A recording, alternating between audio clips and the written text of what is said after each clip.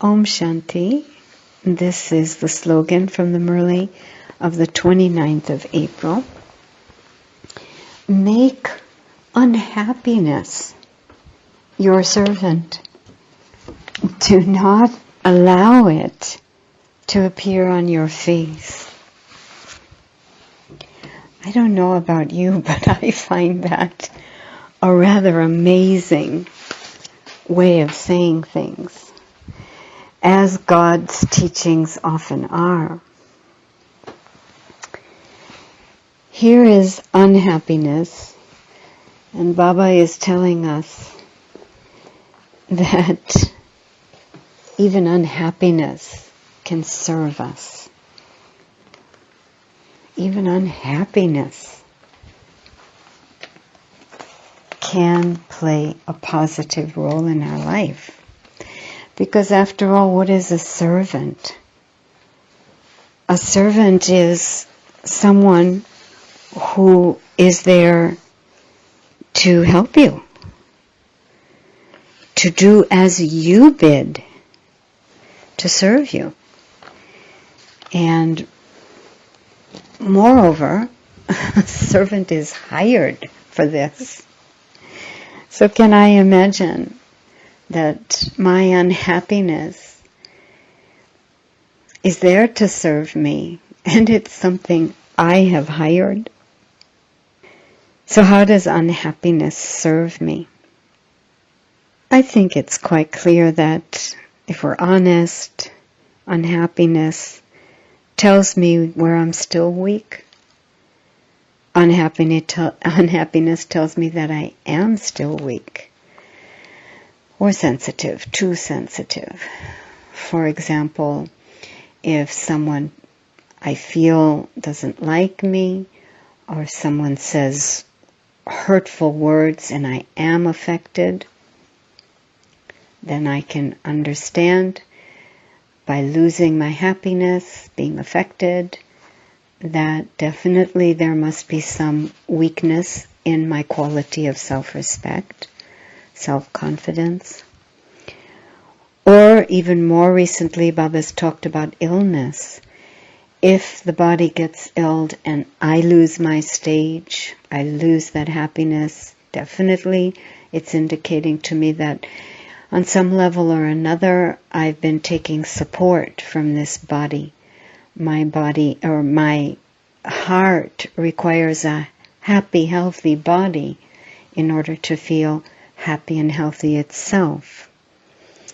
So here, that loss of happiness is telling me that I'm weak in my truths of the eternity of the soul, the real relationship between the soul and the body. I'm weak in the practice of bodilessness, soul consciousness. And so, in this way, unhappiness is serving us, if we're honest, and we're not putting things off by blaming the body, blaming another, blaming God, blaming drama, but ready to believe that every single thing happening in the drama is for my benefit. And so just moving straight away to what is the unhappiness teaching me? Where's the weakness? And what do I need to be working on? You know, I had an interesting experience with this unhappiness business, especially as it relates to the face. I remember this phase I went through in my Brahmin life. I was just walking down the street, and I, by chance, passed a storefront with a mirror on it, and so I caught my face. And I was shocked, because I was not feeling stressed or tense or unhappy, not at all. But the face reflecting back to me in that mirror, beyond being not a happy face, it looked stressed, it looked tensed. And I was really shocked because I wasn't feeling that. So from that point on, I started experimenting with that a little bit, and as I moved around Bubba's center, in the area where I live, from time to time, I would just hold on to whatever I was feeling and go check my face in the mirror. And I saw the same thing again and again. The face reflecting back to me was not a face reflecting my feelings, which were not unhappy feelings. They were not stressful feelings, but somehow that face always looked very tense, very intense, I would say. So then I experimented. I would pull myself up in front of the mirror every once in a while. Suddenly I would find that same kind of face, which I didn't feel reflected what I was feeling at all, but I would give drishti to that face. I would get lost in Baba's remembrance. And then I would look at that face again. And interestingly enough, then that face was sparkling. All the images of intenseness, stress, tension, they were gone. And there was a radiance, a sparkle, something like you'd imagine Baba would want when he says our face should reveal him, the truth. So with enough experiments like that, I began to understand that it's not enough just to remove from the heart negative feelings. It's not enough to remove the angry thoughts, the depressed thoughts. That doesn't produce a radiant face. It's really only to the extent that I have drawn into myself and accumulated those specific frequencies of God's purity and my own. Those specific frequencies of peace, godly, spiritual love or joy, that then the face is what it needs to be. So I was able to understand also that even though I wasn't feeling intense and I wasn't feeling stressed, the face was still reflecting that, because beyond whatever is going on at the surface level of the soul, which I'd cleared a lot out of already, nevertheless, in the deep of the soul, there's 63 lives worth of angry thoughts, depressed feelings, and all those other negative things. And that's actually what's still on the face. As I was saying, it's not enough that I just clear it off from the surface. In other words, I'm walking down the street not feeling stressed, not feeling intense. As if unless and until I'm actually walking down the street in remembrance, the face will still reflect all the stuff from the last 63 births. So the question is, how can we get to the deep? How can we make sure that our efforts in all four subjects are actually reaching the depths of the soul, where 63 lives worth of upside downness are still recorded. And it's these that are sabotaging my efforts to become a truly happy soul. And of course, it's not going to be a magic bullet. It would be the accumulation of my efforts over time, man above, as much of a routine and a discipline I can create for myself so that I'm accumulating moments of remembrance. As if, this happiness thing is more like a health issue, a spiritual health issue,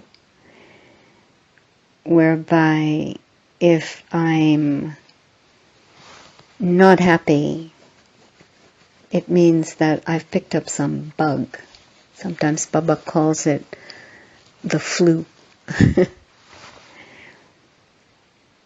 Because all of this gyan that we're getting and experiences of the presence of God in our life should prove to us that I will never have an excuse for not being happy.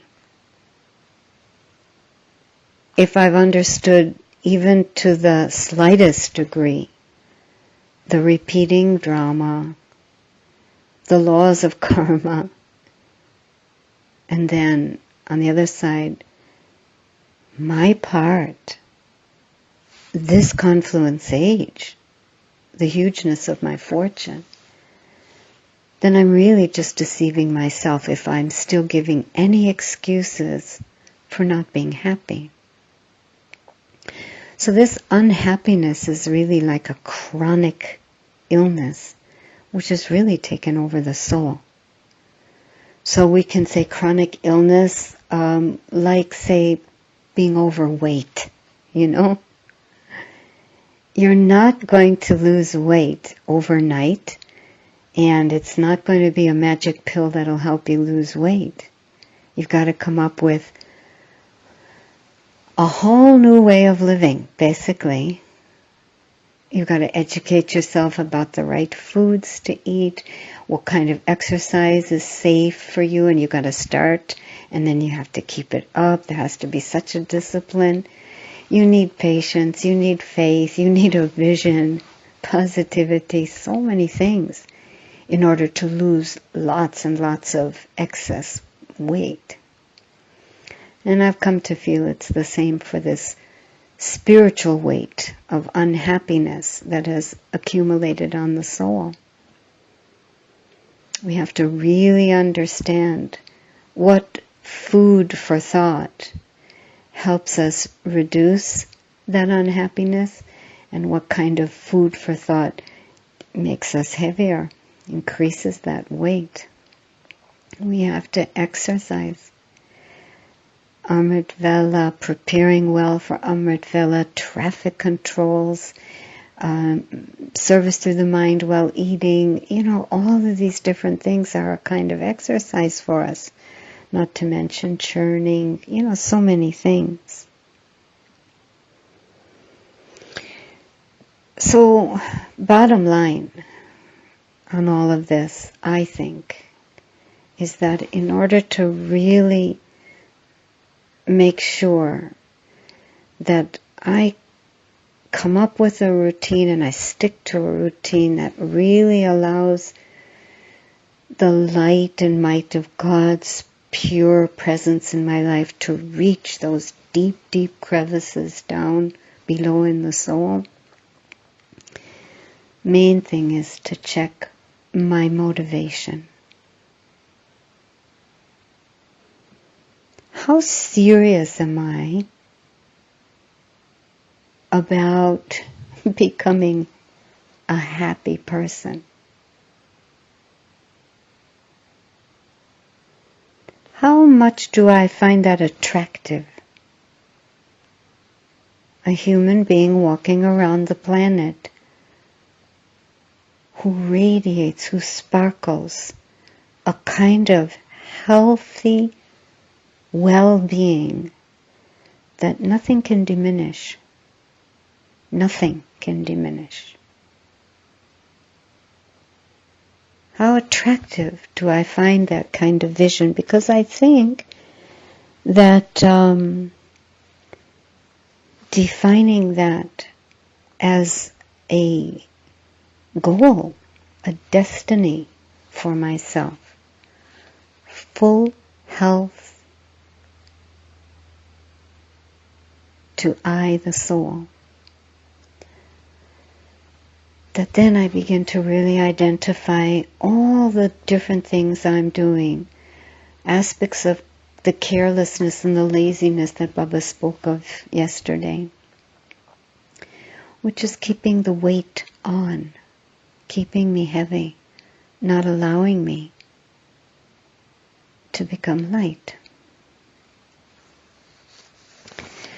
So these kinds of aspects come to my mind in terms of one day being able to have a face which really reflects God, reflects these beautiful truths we're learning, all because we've learned how to make unhappiness our servant. Om Shanti.